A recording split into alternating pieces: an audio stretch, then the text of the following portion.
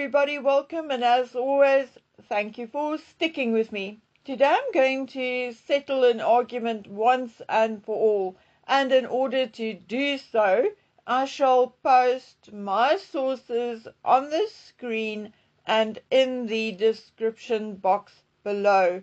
And the reason why I'll be doing that is because there's something nasty happening online. People, creators, as well as the public watching and listening are either leaning way too far to the left or way too far to the right, or they delve so far down that deep, dark rabbit hole that neither the devil nor God will ever be able to pull them out of it. Talk about Middle Earthers. Now, I talk about the royals because not only was it a passion and a hobby of mine for many, many years, but also because they are the poster children for all that is right and wrong, and just downright weird about this world. However, with all this strangeness and conspiracy theories and whatever else, it frustrates me that everyone, be it on YouTube or mainstream media, forget about something all the time, namely British law and international law. It's absolutely fine to go do your homework in Hello Magazine or Heat Magazine or to listen to QAnon. That is cool, but to make it sound like deep research is not cool. And I often despair at people who take such shit as the absolute gospel. Anyway, let's get into it. I think I'm going to blow a top-head gasket the next time someone says Andrew Mountbatten Windsor did not really lose these titles. What utter bullshit.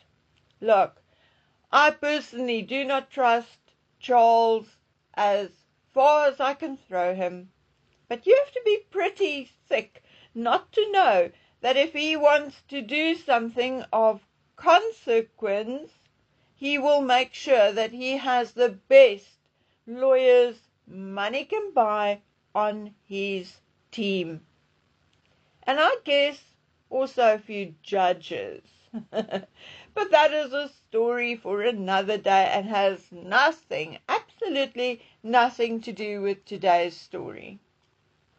The ultimate and best source of any legislative information for anything British, be it regarding government or royal matters, is, ta-da, the UK House of Commons Library. Oh my gosh, I use it all the time. Now please, dear God, may every YouTuber who opens their mouths about the royals actually hear this. If you want to talk about any law, any rule, anything concerning a constitutional monarchy in Britain, then please check with the UK House of Commons Library before you proceed. And it does not matter whether you are British or American or South African. If you battle with finding a specific item, you can even send, they've got a little request block email thingy, and you can request the specific legislation or whatever you are looking for. You will usually get an answer or the specific clauses within 7 to 14 days, often sooner. Okay, so back to Andrew.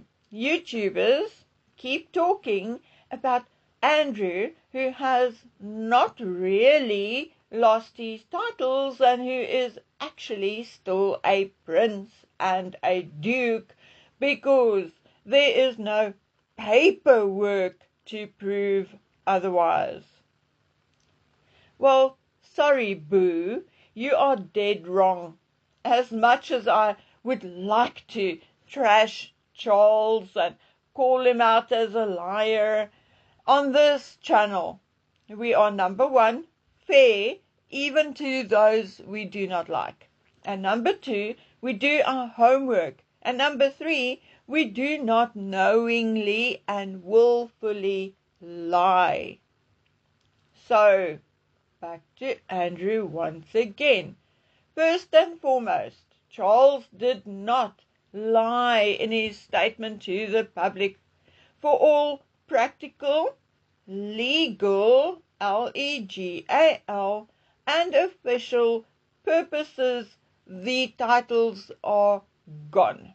Or let's rather say, Andrew does not hold the titles anymore. Or in YouTube language, he had been stripped legally and otherwise. The only so-called or supposed papers these clever people could possibly be talking about, and which they are so desperately seeking, may be a London Gazette entry which they may have missed, or it's not the one they were looking for. But other than that, everything else, every required piece of paper they keep talking about, all the acceptances and all the permissions are indeed in place if you bother to go and look.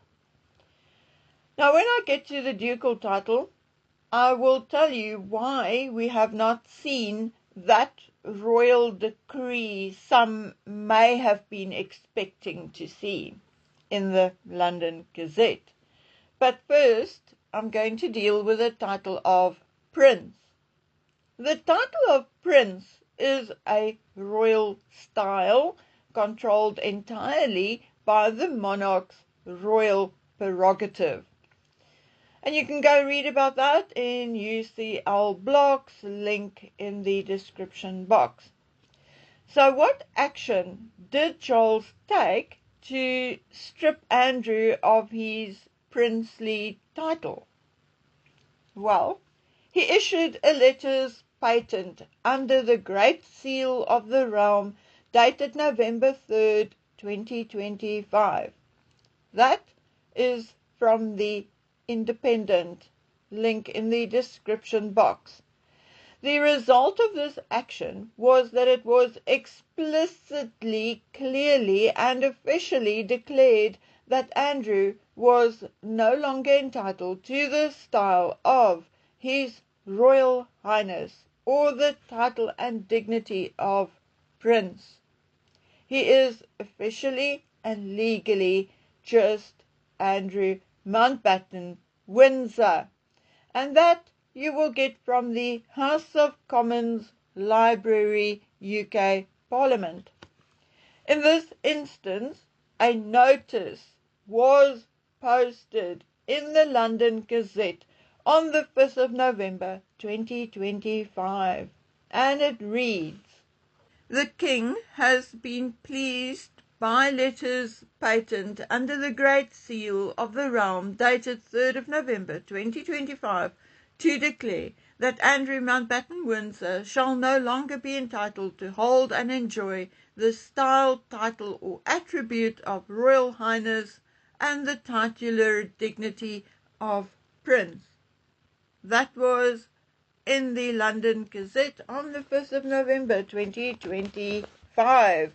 And that makes it real law, whatever you want to call it.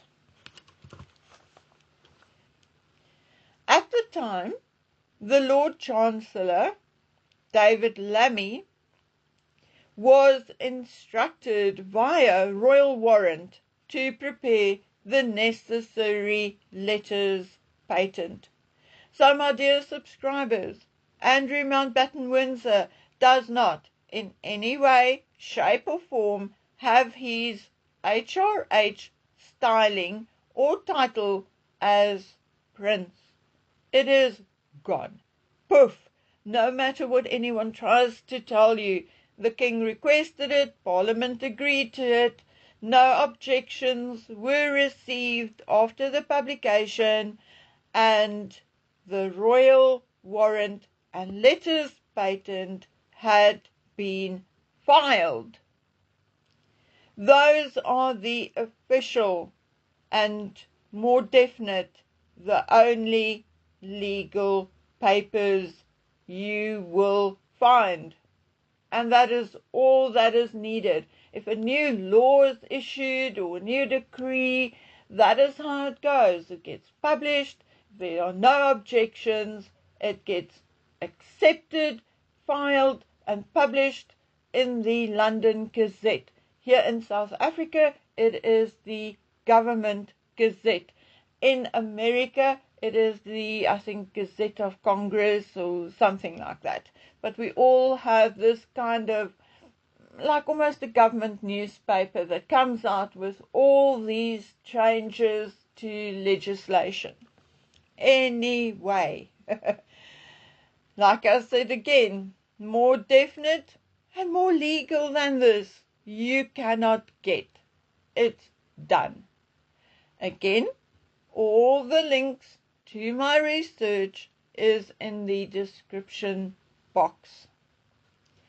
Okay, now when it comes to the ducal title, things do not quite work exactly the same way. And it is this part which may cause the most arguments. Now, under ancient British constitutional law, a peerage, which includes a dukedom, is considered a distinct legal entity, which requires an act of Parliament to completely dissolve. And that refers to the old ancient times and ways where these titles were mostly linked to a piece of land where other people actually lived on, okay? They lived in a duchy, and they all fell under the control of the Duke. Obviously, in modern times, that is not always the case, or very seldom the case. Landed gentry, they used to call it. Anyway. Now, please note the wording. Dissolve, to completely dissolve. And note that the law is now talking about the title, not the person holding the title. They're not going to dissolve the person, put him in acid and dissolve him. They are dissolving the title, okay? And that requires an act of Parliament. That has nothing to do even with the king, okay? Now here the law talks about getting rid of the title, okay? Not put it in abeyance or return it to the monarchy. When they talk about dissolving a title, they talk about getting rid of the title. It does not exist anymore. So what did Charles do and why? Charles issued a royal warrant dated October 30th, 2025, ordering the Lord Chancellor to remove Andrew from the role of peerage with immediate effect. So Charles must have gotten excellent legal advice from a constitutional lawyer.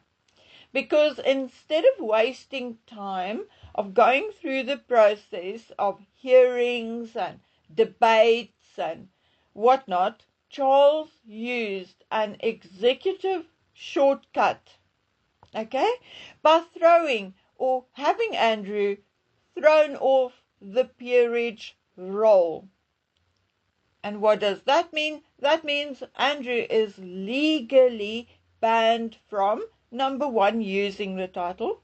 Number two, will never be invited to Parliament as a peer and is no longer recognized as a duke by the British government and official documents. And you can find that in UCL blogs. Okay? Link in the description. The title and position. thus now only exists in this weird legal limbo because the title still legally exists, but the individual, the human being, Andrew Mountbatten Windsor, has been stripped of any and all rights to use it. I have no idea what paper or official papers other clever YouTubers are talking about. Maybe a certificate made out to Andrew Mountbatten Windsor stating, "Congratulations, you are no longer a HRH, a prince, or a duke." No, it's bullshit. The London Gazette entries for both the letters patent removing Andrew's prince title and the royal warrant removing him from the peerage roll have already been published. Again, the source for this is the House of Commons Library. The London Gazette is just as I said, the official public record, the government's newspaper, so to speak. It records actions that have already been taken. You can also refer to the Manchester Evening News. Okay, but let's talk about the ducal title a little more. The Duke of York title. So Charles chose not to go the whole 9 yards and annihilate the actual title. And why? Well, because the Duke of York title is an ancient title which traditionally was bestowed on the second son of the monarch. So even if Andrew was an absolute angel, the title would not have remained in his immediate family. Once Andrew had passed, the title would have returned to the crown and likely would have been given to little Louis on his 21st or 25th birthday, or as a wedding gift. Also, obviously, on condition that Andrew would have had to pass by then. But now, of course, William may indeed feel that the title is tainted and may choose not to give it to Louis. However, because of history and tradition, Charles chose not to ask Parliament for the total annihilation of the title. It will now remain in limbo until after the death of Andrew Mountbatten Windsor, whereafter it will be returned to the crown, leaving any future monarch the option to use it and gift it to his or her second son. So I don't know how else to put it to make it any clearer. The Duke of York title is basically currently a dead title, just still loosely, shall I say, attached to a man who in no shape or form legally or otherwise allowed to use it. I don't know how else to say it, but he has been stripped 100%. You can go look it up for yourself in the library of the House of Commons or the Lord's Library, UK Parliament. I mean, honestly, guys, more stripped than stripped is not possible. And there's no certificate or whatever else. I don't know who they or what people expected, but there's no document to be reproduced and published. The documents are the letters patent and the royal warrant, and those have been approved, stamped, filed, whatever they do with it. And the public has been informed via the London Gazette. Legally, the only title Andrew Mountbatten Windsor can write in front of his name at the moment is Mr. Andrew Mountbatten Windsor. And that, my dears, is the truth. For a change, Buckingham Palace did not lie or spin. And please, for the love of God, don't go jumping down the black hole of conspiracy before you did one simple thing. Clicked on the UK Library of the House of Commons, or otherwise called the Lord's Library, UK Parliament.